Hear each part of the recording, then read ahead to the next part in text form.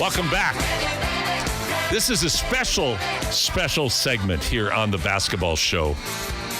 I love to call it the deep dive because that's exactly what we're going to do. We are going to go deeper into this guest's life in basketball and get to know him a lot better. And part of it is out of appreciation for all he has done and how he impacted basketball in the city of Edmonton. But more than that, if anybody has met Xavier Moon, you know Xavier Moon is a much better person than he is as a basketball player, and that's saying a lot. So I'd like to welcome in CEBL superstar, Edmonton Stinger, pioneer, Xavier Moon. Xavier, how's that for an intro? Man, that's probably the best intro I've ever had in any interview I've ever done. Well, I'm glad to hear that. We've broken some new ground today. Well, welcome, Xavier. It is such a pleasure to talk with you. Man, it's always a pleasure to talk to you. So, Xavier, you're in Atlanta right now, and the reason is, well, A, family, friends, home, but B, you had to make an earlier return to Atlanta because of an injury you sustained when you were playing professionally overseas. Why don't you tell our listeners about what happened and what you've been doing since the injury took place? Yeah, I got injured on the 15th of January, tore my ACL in game. Didn't think that it was as serious as it is. Ended up having an MRI the next day, and they confirmed that I tore my ACL completely and needed surgery. So went through that mentally for probably about 5 minutes and came to terms with it and was ready to get it out the way pretty much, and so I could start rehab. So pretty much been rehabbing ever since I had surgery March 11th. So yesterday was 4 months. So that's pretty much what I've been doing for the last 4 months, rehabbing and trying to get my body back to 100% as quickly as I can. Now, Xavier, you were playing in Russia, and during these highly controversial, highly charged political times, people, I think, I've mentioned this to people and they go, wow, Xavier's in Russia. Was he safe? On and on. But when I saw you, what I one of the first questions I asked you was, how was it? And, you had very positive things to say about your experience of playing professionally in Russia. I mean, yeah, everybody watches the news and listens to the media and all that. And I have to tell people it's not what you think it is. It's pretty much the same when I was playing in Israel. Everybody watching what's going on TV and what they're saying is really going on. And I'm like, that's not what's happening because I'm here. Right. So Russia pretty much the same. Obviously, my family felt some type of way about it when I first told them I was going. But they trusted me that if anything was out of the ordinary or if it wasn't safe, that I would come back. But once I got there, I'm like, man, it's a lot different than what people say it is on TV and what it is in the media. So I had no issues, man. I really love being in Russia. The only thing that I didn't like was it was freezing cold. But other than that, man, I enjoyed my time in Russia for sure, and I have plans of going back when I'm healthy. So talk about the quality of the basketball league. Russia has a great basketball program in and of itself in terms of it developing its own players, but also they bring in a lot of great foreign players such as yourself. Talk about what it was like, and I'll try to frame the question like this. What was it like playing in the Russian league compared to, say, playing in the NBA? Obviously, it's a lot different. NBA, the rules are different in the NBA as opposed to FIBA. So the adjustment, obviously, I've already played overseas. So, I played in the CEBL too. So the FIBA rules and the NBA rules are a lot different. But the adjustment is way different than, say, NBA games where you have defensive 3 seconds and things like that. It's a lot harder to adjust to that overseas because you don't have that. So the paint is clogged most of the time, so you really have to run quality offense. The possessions are probably less than they would be in the NBA because obviously you're trying to get up and down, shoot more threes, that type of thing in the NBA. Whereas overseas, it's pretty much the game is slowed down a little bit, if you ask me. So it's two completely different styles of play. But I mean, you learn it, and you pick up on it pretty quick as the season goes on. I'm gonna give you an opinion of mine, and then I'd love to get your opinion on this. I'm not a huge fan of the NBA rules, to be honest. I think they're artificial, and I think I think personally, this is again personal because I get why they do it, but the defensive 3-second rule to me is that's something I think you would have for kids 11 and under, as opposed to the big boys. That's my opinion. I find it annoying as all get out that bigs can't plug the middle up, as you say. I personally like that style of play, but I'm not playing it. What is it like for you as a player? You played in the G League, you played in the NBA after you left the CEBL. Now you're playing in a heavy-duty, European FIBA style play. What is your preference? I mean, once you play in like the NBA style of play, and then you go overseas and you play in the FIBA style of play, you understand why they're more skilled than most American or NBA players. And it's because you have to be. Like you say, you got the big standing in the paint, so you have to figure out different ways to score. In the NBA, it's athleticism. It's whoever gets to the rim first is pretty much who's going to win. So for me, I like both styles of play.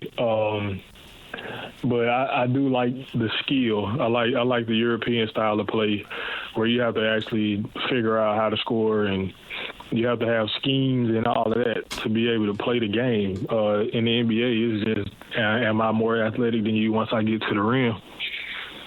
Well, you know what? It's interesting you say that, and I love the fact that you point to the key element there, which is your comment why they're more skilled than we are. And I think that is where we sell our youth development short, because what kids watch is the NBA. And everything's pick and roll, everything's downhill, everything's get to the rim, kick it out for the three. And when you're in Europe, it's a whole different deal. Like you said, the required versatility of all players on the court, shorter game, clogged in the middle. You have to beat people with a combination of talent, skill, and systems, don't you? Absolutely. And here it's just like, there's so much space, and there's so many different things you can do. You don't really have to think the game. Like you said, the pick and roll. Once you put somebody in the pick and roll, they're pretty much at your advantage, depending on how they playing defense. Over there, it's like it don't matter if you're in pick and roll or you're running a primary or secondary set. Somebody's always standing in the paint. So now you have to get to a second and third action, where in the NBA, you hit that big on the roll, they might be hanging on the rim. That's right. The possessions are shorter. In the NBA, you can score in the first 5 or 6 seconds. Over there, it's like you kind of want to play longer into the shot clock because that's playing into your advantage. So it's like I said, two completely different styles of basketball. I'm talking to Xavier Moon, Edmonton Stinger great, here on the Deep Dive on the Basketball Show. I'm your host, Paul Sir. So Xavier, you're back, you're rehabbing, your planning is to go back overseas, but now I'm going to go back in time a bit. Talk about how you came to love the sport of basketball and how your play developed. Man, where do I start? My mom actually played basketball in high school, pregnant with me up until she was like 6 or 7 months. So wow. I guess you could say that's where it all started. I think so. There's a heavy genetic factor here, that's for sure. I know, right? You were going to the rim before you knew you were going to the rim. That's what she said. I was dribbling the basketball before I knew how to dribble the basketball. But yeah, she played. Obviously, my uncle played in the NBA, and I pretty much was his shadow the whole time I was growing up. Like wherever he went, I was pretty much following. So it was kind of like bred into me. Well, and to share with our listeners, because they may not be aware of who your uncle was and when he played in the NBA. Small guy, Xavier Moon. That's my uncle. Played with the Raptors, the Cavaliers, the Heat, the Clippers as well. So yeah, that's my uncle. No, I think it's great for people to know that context, Xavier. So sorry for interrupting. Please continue. No, you're fine. So yeah, pretty much watching him. Every league, country he played in, from Mexico to Venezuela to Puerto Rico, Dominican Republic. I think he played in like 18 or 19 different leagues in the world before he made it to the NBA. So pretty much following him on his journey, watching him made me want to do the same thing regardless of the path that I took, and which our paths were pretty similar. I played in a couple of different countries before I got to the NBA, but I mean, those two people were probably like my biggest motivators. My uncle probably being the biggest because he went through it before I did. So it was pretty easy. Once I got to my freshman year of high school, I was like, I'm gonna just focus on playing basketball, and that's what I did. And I kind of took off around my senior year of high school. That's probably when I really came into my own. So to speak. So from then on, man, it was just playing anywhere I could. Not really, I wouldn't say I wasn't chasing the NBA dream, but just being where my feet were. Whether I was playing in France or the CEBL or wherever I was playing, like I was just enjoying that time where I was and not looking too far ahead. Talking with Xavier Moon, CEBL great, here on the Deep Dive on the Basketball Show. I think one of the things that always has impressed me in my conversations with you, Xavier, well, there's actually two things. One, you're in the moment. When I'm talking with you, I know you're in the moment and you're appreciating that moment and where you're at. And the second thing is your humility and understanding of the journey that this takes and the persistence and toughness that this takes. I think that's an intangible that needs to be more of a tangible for youth to learn, not just how to play the game of basketball, but how to approach the game of basketball and approach life. And I think that oftentimes that is glossed over by the emphasis on too many games and worrying too much about what you're doing in the moment, your stats, that sort of thing. Can you comment on that observation? Yeah, I mean, you pretty much said it. I think guys, like younger guys growing up, they're focused on the wrong thing. And like it's always stats, like how many points can I score or how many points do I need to score. And I try to tell guys it's not about like the points. There's so many other things you can be doing on a basketball court than just scoring points. And obviously everybody wants to play in the NBA, and at some point you got to be realistic with yourself. If you don't make it to the NBA, like, are you considering your journey a failure, or are you considering your journey a success regardless of where you play? And I think I figured that out pretty early on in my career, that regardless of whether I played in the NBA or not, my journey, my path, my career wouldn't be a failure because I didn't. And I played there, and I probably won't go back, but that doesn't mean that my career is a failure because I didn't go back to the NBA or I didn't play however long in the NBA. And that goes back to being where your feet are and appreciating the places that you play, the people you meet. The little things is what make the journey, not where you play. So I think we have to start teaching guys that earlier in their careers and in their journeys, that it's not about where you play. Like, you have to appreciate every stop along the way, wherever your journey takes you. But you have to make sure that you're present at every stop, not just the ones, okay, this is where I want to be, so I'm going to appreciate it when I get there. Because then you'll figure out, oh, man, I missed out on so much trying to look and see where I was going instead of being where you were. Oh, I love that. No, I love that. That I've got to write that down. not worry about where you're going. Look at where you are. My gosh, that is and seriously, I make it sound like I'm saying that lightly. That's fantastic, Xavier, because I think that is the mantra that if young people can absorb that about appreciating where they are, not worrying about where they want to get to, you can't get there unless you really maximize where you are at the time.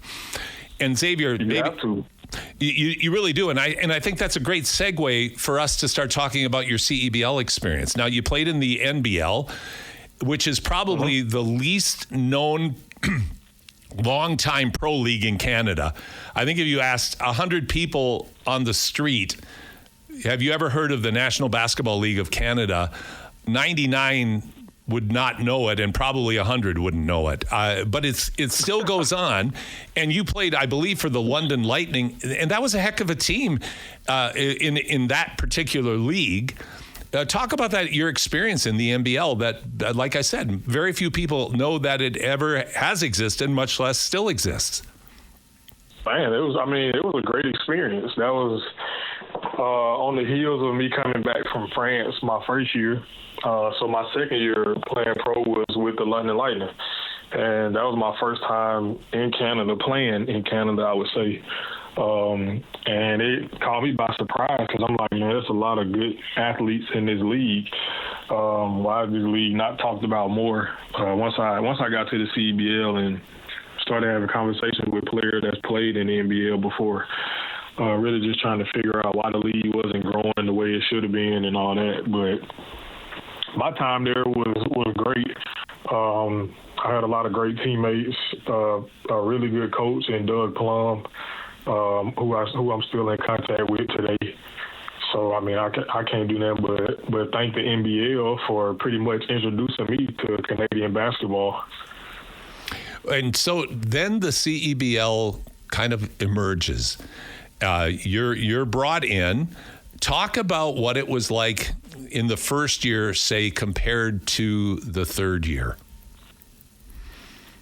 Well, it's funny you asked me that because I wasn't going to come. Really? I wasn't going to come play. Yeah, they was telling me, like, okay, it's a new summer league coming in, and it's the first year of the league. It's in Canada, too, but it's on the West Coast. And I'm like, I don't know anything about Edmonton or the West Coast or none of that. And I was literally coming off my second year. Was it my second year? No, my first year with London. And I think I had just got home on like a Tuesday in April. And the coach, I think it was Barnaby. Barnaby Craddock was the one who called me probably the same day that I got home that Tuesday and was like, we want you to come play for us in Edmonton. And I was like, where's that? And he was like, the western side of Canada. And I was like, man, I literally just left Canada yesterday. And he was like, it's just a summer league. It's going to be 3 months, 24 games. You get paid per game, this and that. So at the time, I was at my uncle's house, Jamario. And once I got off the phone, I was telling him, like, that was the coach want me to come play in a new Canadian league in the summertime. And I was like, he want me to leave Thursday. Mind you, today it was Tuesday. So I was like, I don't know. I told him I didn't know if I was coming or not. And my uncle was like, well, I mean, you can go, and then if you don't like it, just come back. So called him back, told him I'll be there Tuesday, and the rest is history. and a great history. I think I would have to say a love affair between Xavier Moon and the city of Edmonton began with that decision. Absolutely. Like, it couldn't have been better history, like you said. So it definitely played out in my part. Well, and what I'd like to do, and I love the term, and it's used very often, the term deep dive, but I really love digging into understanding what is deep inside a person. So talk about, okay, you get a call on Tuesday, you're in a part of the world you've hardly ever heard of, Edmonton, Alberta, the most I think what it is with Edmonton, it's the most populated northernmost city in our hemisphere. And you talk about being cold over in Russia. You know, you're here during the good time of the year if you don't like cold in Edmonton. Yeah. But okay, so you get here on Thursday, and then, you know, talk about how this became such an important part of your life, Xavier. Well, like I said, I was coming off my first season in London, and we ended up losing in the first round of the playoffs, which went to like mid or late April. So I ended up coming to Edmonton, and I think we started the season on like May 11th, if I'm not mistaken. So I really didn't have a lot of downtime. Like it was like I was still playing the season. So I had just came off of 6 months playing in the NBL, and then I went right into the CEBL season, which started soon after that. And I ended up getting hurt the third game. I had a stress fracture in my foot that put me out for, I don't know if I missed like between 7 or 12 games. Right, I remember. So it put me out for a little bit, and like obviously while I was recovering from that, Jermaine Small ended up getting the job because Barnaby stepped down, and I ended up. I had a stress fracture in my foot, but it didn't feel like I had a stress fracture in my foot. So they brought in another guy. They brought in DeAndre Parks to be my replacement while I recovered from that. But when he came in, like I was in practice, I was doing everything in practice because the X-ray was showing that I had a stress fracture, but my foot didn't feel like I did. So once I got the X-ray, they told me I'll be out for 4 to 6 weeks or 6 to 8, one of the two. So I ended up coming home, and I was probably at home maybe 2 weeks. And Small told me, like, if I wanted to come back, I needed to get an X-ray showing that I was cleared, that I was healthy. So I went back to the doctor in the 2 weeks that I came home, and they said I was cleared. So I ended up going back. I ended up going back pretty soon, sooner than everybody was expecting me to be back. And I mean, I picked up where I left off, and obviously we lost to Saskatchewan, but I ended up winning MVP my first year. So I think it all worked out. Well, it definitely all worked out. And I'd love to see that first X-ray again. You're either an amazing healer or they needed a new X-ray machine. Whatever it was, we were glad you were back. Go ahead. I'm sorry. I don't know what the crazy part is. Like the doctor showed me the X-ray and everything. Like you can see it. You can see it as clear as day. Like I could see this. I could see the stress fracture. Like it probably was. It wasn't big. It was in my fifth metatarsal. So like by my pinky toe. Yep.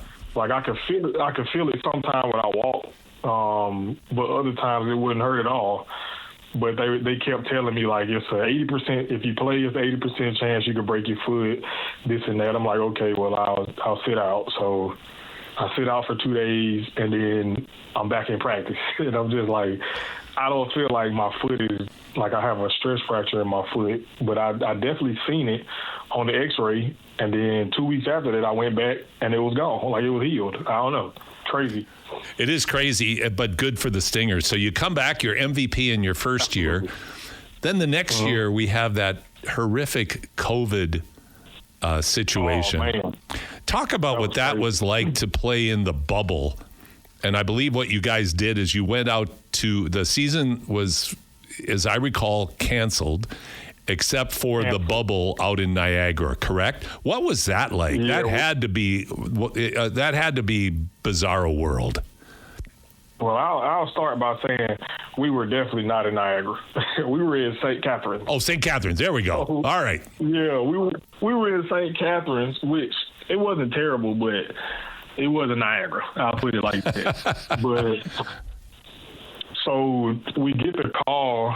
I was in the NBL again, and the season actually ended up ending early because of COVID. Right. So I came home in March. I was at home for 2 or 3 months, and then I had started hearing rumors that the CEBL was going to start. Like we were going to start around the same time as the NBA. So kept hearing those rumors, but it kept getting pushed back. So, yeah, I think it got pushed back twice, and I'm like, well, I'm not expecting the league to even start because it keeps getting pushed back. And somehow, some way, they ended up getting it to start, and we had to be in St. Catharines, and all the Americans had to fly in 2 weeks before the season. So it was like real short notice. So I think we had to leave like a couple of days after they confirmed that the season would be going on. So all the Americans had to fly in. We had the 2-week quarantine in the hotel. We were basically I hate to put it like this, but it's a joking matter now. But we were basically prisoners because they would bring us three meals a day. They were knocking on our doors at 8, 12, and 4 for us to eat. I don't know why I'm laughing, Xavier, but I mean that's a great. I mean, working on the chain gang. Yeah, so I mean, it was worth it. Like, I won't lie about that. But 3 meals a day, confined to our rooms. I had the whole setup in my room though. I had a bike, I had kettlebells, I had got a basketball. So we were pretty much just. I was working out like crazy. I had everybody else like. I think a couple other players had bikes in their room, so we would all get on YouTube and do this little ride on YouTube. So it was dope. It was tough at first because we were like, man, 2 weeks in this hotel room and nobody's in this hotel but us. But once quarantine was over with, man, it was. I don't even know how they did it, to be honest. Like, no fans, everything was AI. Had to wear a mask on the bench. Couldn't have nobody in the hotel, but they did it. Like, they found a way. They did it. They kept us safe. Obviously, we won our first champion. That was our first championship. So we got to bring the trophy back to Edmonton, which was so dope. After the first year we lost. So yeah, man, it was a great experience, but it was just because of COVID, like trying to make sure everybody stays safe with the COVID testing and all that. But winning that first championship, man, that was a blessing. Well, a blessing in such unusual circumstances, and then it carried over into the next season. And by the way, we're at the bottom of the hour. I'm talking with Xavier Moon, CEBL Edmonton Stinger great, here on the Deep Dive on the Basketball Show. So you win year one in this most unusual bubble. You come back in year two. It's a partial season that gradually got somewhat more normal, leading up to the championship game being played in Edmonton. Correct? Correct. That right there was. I think that's what we needed, especially going back into like some type of normalcy, having fans and like everything getting back to normal slowly but surely. And then once we found out it was in Edmonton, man, it was like this is exactly what we needed. And I think we were the first province to start letting fans back in the game that third year. So we were already at like 30%. Of fans had like probably like halfway through the season, and like we would go to Ontario and it would be the same, no fans. So right. Plus, like teams would come to us, and it's like we have people in the building, and then we would go there and it's like dead. So being able to have championship weekend in Edmonton and everything be at full capacity is like that's really what we needed, and that's what the city needed too. And then obviously ended up winning our second one and going back to back. And it couldn't have worked out better, especially championship weekend being in Edmonton. Everything that we had went through the previous year in the bubble, and I mean, and obviously it was the same group of guys. Like we did it the second year, and we all ran it back, and we was like, we're gonna do it again, and we did. Fantastic accomplishment. But then the world of Xavier Moon started to change. This little thing called the NBA kind of came knocking at your door, didn't it? It did. Pretty quick, too. Yeah. Pretty quick. I think now I have to go back in my brain and figure out where I was. So my third year there, we won the championship, celebrated, came home. I had signed to go to Italy. I was supposed to go to Italy in September, and they never sent my flight information. Like I was waiting on them to send my flight information, my itinerary, everything for me to leave. They never sent it. So while I was waiting, I was working out for G League teams. Had got a lot of interest while I was playing in CEBL my last year. So I was like, well, I'm waiting. I'll just work out for these teams, and when it's time to leave, I'll leave. So I worked out for 3 teams, 3 weekends in a row. The Clippers was the first team I worked out for. My coach actually lives in Georgia, so I ended up driving to Georgia the first weekend, and I had a one-on-one workout between me and Devontae Bandu. Oh, really? Okay. Yeah, which was crazy because I was like, man, I don't know. We worked out in a church, and I was like, I don't know. Like, I got there, and I was asking the coach, I'm like, so is this like a one-on-one thing? Or he was like, yeah, it's one other guy we're going to have coming in. Like, y'all pretty much going to be working out against each other. And then when Devontae walked in, I was like, man, what are the odds? Like, we just got done playing against each other. So I went through that workout, drove back to Alabama. The next weekend, I ended up flying to Dallas, which is where I thought I was going to sign, because Dallas was telling me, like, okay, we have a roster spot for you. You come in, you go through whatever protocol and all that and play a little bit.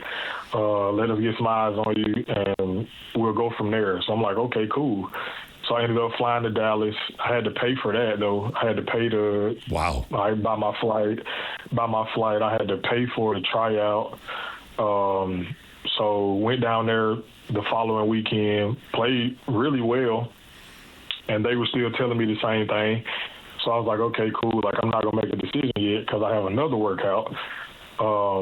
And then I drove the weekend after that, I drove to Birmingham because the Pelicans G League team plays in Birmingham now. So I drove up there. They waived all the fees, everything. Like, I just came in to work out. They just wanted to see me. And then I was telling them, like, man, it would be dope to play close to home. And they were pretty much telling me the same thing Dallas was. We got a roster spot for you. We know you're going to come in and work this and that, work your way up. I was like, cool. I'm like, well, by the time I left the workout, I'm like, okay, I'm going to the Pelicans. So right as I was saying that, I get back to my hotel room, and the coach from the Clippers called me. And the first thing he said was, I know you just got out of your workout with the Pelicans. I'm not going to promise you anything, but I can tell you if you come out here and work that you'll be in a good situation. And I was like, man, you're probably the first team to tell me that, or the first team that didn't say this is what you're going to get. And I called my grandma, and I was like, I think I'm going to L.A. And I ended up going to L.A. and ended up signing a 10-day the day after Christmas. So I think I made the best decision that I could have made. I don't think staying home would have been the best thing for me, or staying close to home would have been the best thing for me. So going to L.A. definitely made me a much better player, and I had to be out there on my own again. So I felt like being close to home, I would have been a little too close. But L.A. was perfect. Like, I made the right decision. And again, the rest is history. Well, it is history. And we only have a couple of minutes left, Xavier, and thank you for being so generous with your time. But if you could describe in a nutshell, what was it like in your experience of playing in the NBA?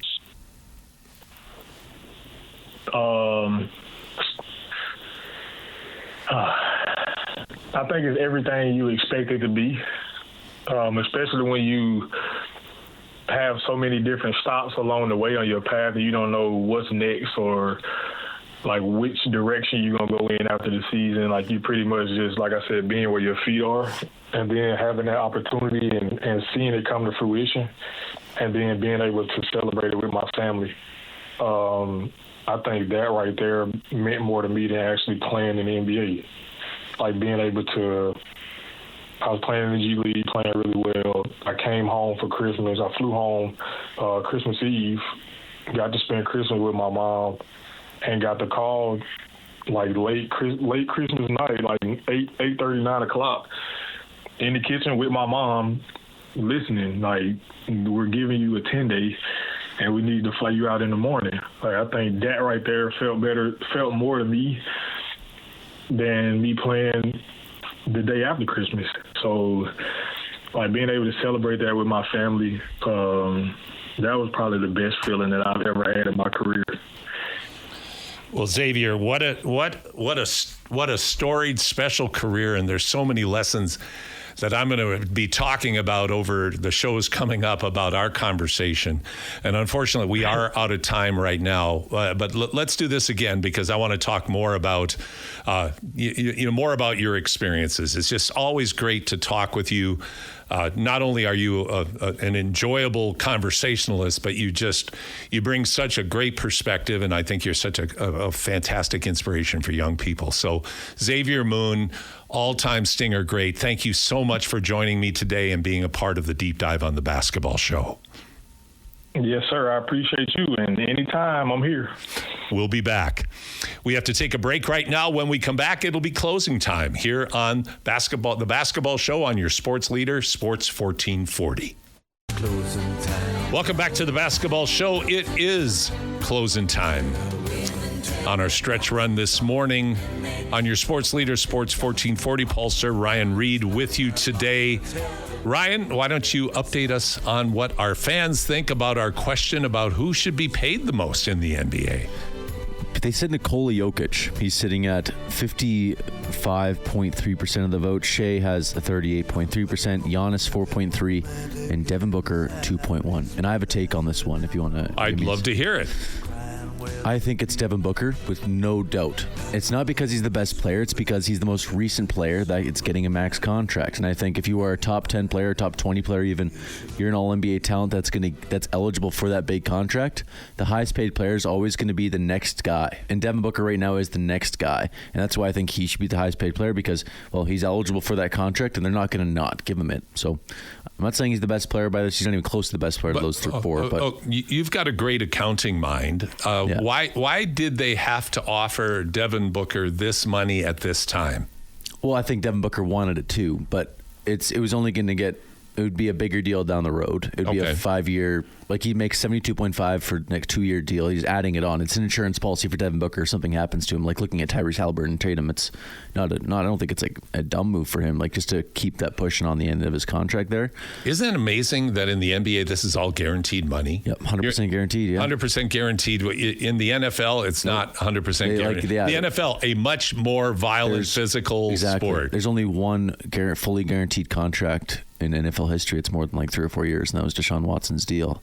And in the NBA, every contract is guaranteed. Every contract. Devin Booker is guaranteed $72.5 million in 2028. I know. We talked about last week. We talked about Damian Lillard being released by the Bucks, and he's going to make $22.5 million. Yeah. And that's a good financial move for the Bucks. But it's more than triple for Devin Booker. Yeah, it's unbelievable. And I guess this is where I think the game is going awry. And I don't know, I think it's an unstoppable force until circumstances may dictate a change is required. But you've got a guy like Devin Booker, who's a great player, led the Suns to an NBA Finals. But right on the heels, like a day after Gilgeous-Alexander signs the richest deal in NBA history, Booker signs a deal even bigger. That still doesn't resonate with me because for all of these contracts, and I'll just finish my thought. Yeah. For all of these contracts, where are they going to go? What are they going to do? Why do they have to be paid at such outrageous? Why do they have to be paid such outrageous amounts? And I understand the revenues are there, the value of the franchises are there. I understand that. I understand the economics. But what I don't like about this is another level that, as you say, when the next max contract for the next coveted player comes along, it's going to be higher. This isn't going to stand that long. And we've had these incremental moments in history. Moses Malone signing for $2.2 million, outrageous amount back in, I think, 81. Magic Johnson signing a 25-year, $1 million a year deal. Unheard of at the time. Now they're pennies, nickels, even adjusted for inflation. But here's where it's going. It's like, I think, what is happening with the NHL even, is you're pricing the common man out of the ability to go to games, because to get the revenue back, you have to continue to raise prices for everything. So you're getting further and further out of reach of the common man. And yeah, it's benefiting this select few phenomenal athletes who are entertainers, and they have union deals and they have agents. I get all of that. But I still always go back to, yeah, but what are they going to do if they don't do this? Where are they going to go? Where's Booker? Booker going to go work on Wall Street? He might make a lot of money on Wall Street. He ain't going to make $72 million a year, no matter what he does. 1 year of education in Kentucky is probably not going to do him well I don't think so. Yeah, you're right. He's more Walmart greeter. But I think you're a young guy, and you understand this. I don't make 72.5 a year. Pardon me? I don't make $72.5 million. No, you don't. Well, maybe 72.5, but just not with all those zeros at the end. But you see where I'm going with this. This is an insurmountable trend that continues to go on and on. And to me, it's like the surfer in front of the 40-foot tidal wave, or the 50-foot tidal wave. It's like, yeah, you're staying in front of it, but at what point will it ever crash? Probably not. What will it look like when there's a big slowdown? I don't know. Hasn't been so far. It just keeps going up and up and up. Is that something that can sustain itself indefinitely? It appears so. But having said that, they are pricing themselves out of the market. And that is bothersome to me, because I don't think that's the point here. I don't like that. I don't like the sports world becoming so elite because of paying the few athletes that play it, that it's unreachable and unattainable for more and more people. I think it's a good point to mention just like the common person, the common fan, and how that affects them when they're trying to go to a game or they're trying to bring their family. No one's bringing their family, especially, well, you had a big family. You have a big family. I have a big family. Like, no, my parents weren't ever really bringing us forward to an NBA game, right? Just price-wise, it doesn't really make sense. And for a lot of people, it's unattainable, or it's a once-in-a-lifetime experience. Yeah. And I get that. If you go to the U.S. Open in tennis, my wife and I have gone. I mean, you spend $100, $200, $300 a day per ticket to go. I mean, that's just the deal. Yeah. You go to it, but that's a one-off. That's over a period of 14 days. So I guess the comparison is invalid in one respect, but over a course of 41 home games, for instance, with the NHL, and you go to an Oilers game, and you take your kids, you have two kids, and your mom and dad go, the two kids go, you go by concession, you're spending $800 to $1,000 to go to a hockey game. Same with regular season game too. Regular season game, basic game, and it could be a blowout. Like it could be 5-0 loss for the Oilers. Yeah, like, we spent $800 and the team got killed. It's like exactly. Same in the NBA. I've gone to a lot of NBA games, and the games are fun. They're great. Are they worth $1,000? Heck no. Absolutely not. In my $1,000 ticket was, I went to the NBA Finals, and that was $1,000. But honestly, I'm glad I did it. Of course, it's NBA Finals, and I can forever say I went to the NBA Finals. And it's like buying scalp tickets for the Rolling Stones. If you were, I wasn't paying for any of my kids. Like I was, you know what I mean. I was just paying for myself, and that was fine with me. Right, and a lot of people can afford it. And I mean, obviously, the places are full for the playoffs, certainly, but a lot of the NBA arenas aren't full. That's number one.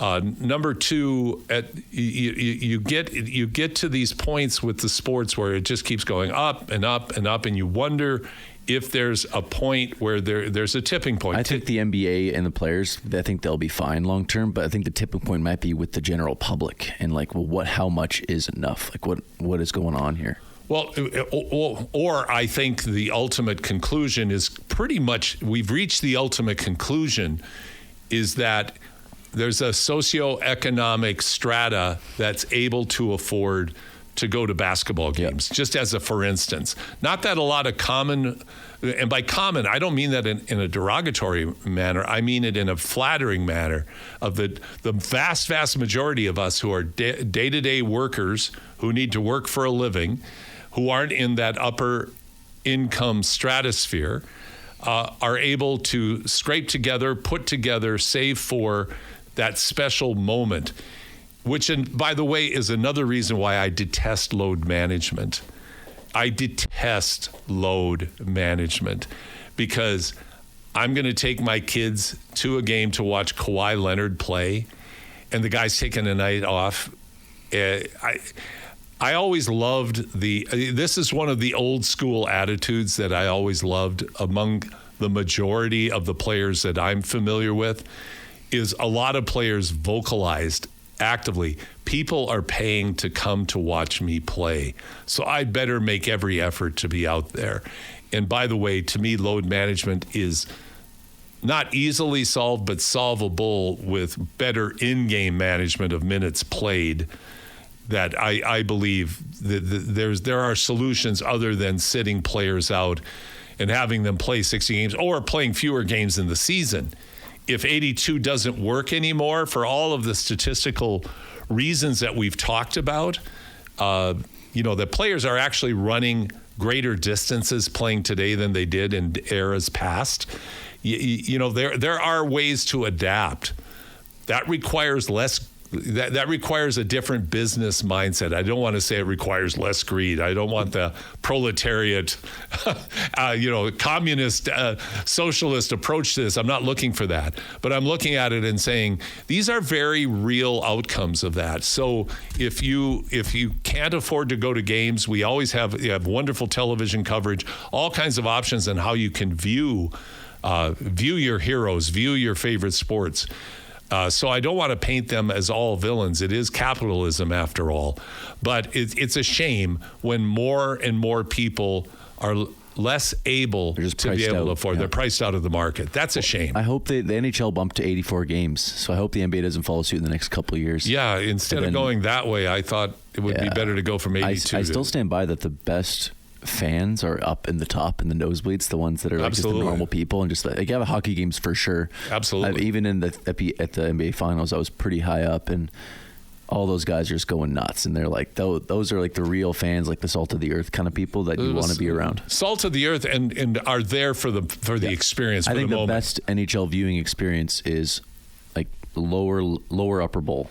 Like if you're in that lower upper bowl, because you're around the real fans and you still have a good view of the thing. But I think for a lot of people, that's what you're there for. You're there for the community. You're there for the experience. You're not. I mean, if you're in the upper deck of even a basketball game, but a football game, a baseball game, you don't see the game in that way. You're part of the experience. You're part of especially the fun. In basketball. Like you've obviously had seats pretty far up, I imagine, before, right? For sure. All the times, and like you can't really see what's going on sometimes. But you're there for the experience, right? You're paying money to be out and about with people, and you're there in the moment, in a historical moment. You're there for the Boston Celtics in the NBA Finals. I mean, that's fantastic. And we still got to go down pregame, like you can stand by the court and see other players. I do think being courtside for an NBA game is better than an NHL game because you can hear them talking. Oh yeah, and you can see everything going on there. So courtside. I'd say best seat in an NBA game is still right courtside. Yeah, the best.